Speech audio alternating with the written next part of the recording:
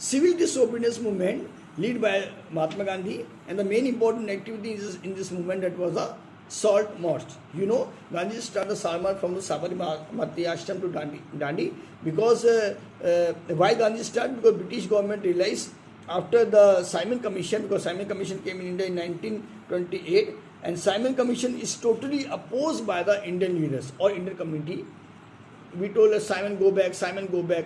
Why we told like that? Because in the Simon Commission, the British government is not ready to give us the independence, and our demand is full. We want full independence, and Simon Commission are ready to give it dominion status.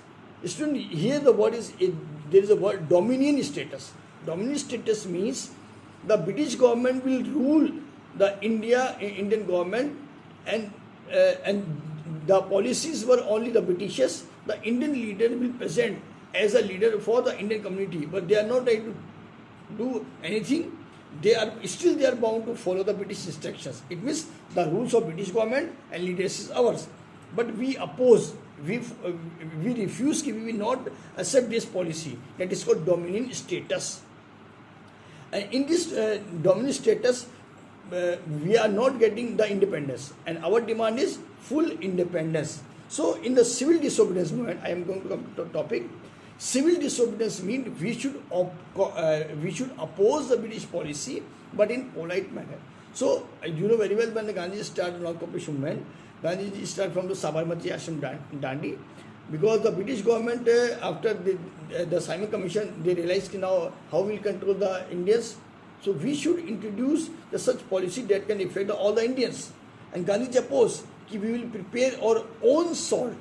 That is called salt march from Sabarmati ashram to Dandi.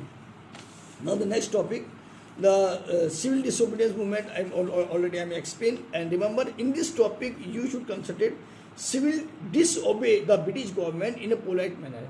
And the example, the salt march is a great example to explain the proper meaning of civil disobedience movement. Because the Gandhi started this movement with full of the non-violence activity, because we know that the Gandhiji never liked that we should get independence by the violent activity. So Gandhiji started all the movement on behalf of his principle, truth, non-violence and satyagraha. And remember, satyagraha principles is totally applied in the salt march and civil disobedience movement. So now I think you all understand the meaning of the civil disobedience movement. Now the next topic is how the participants saw the movement.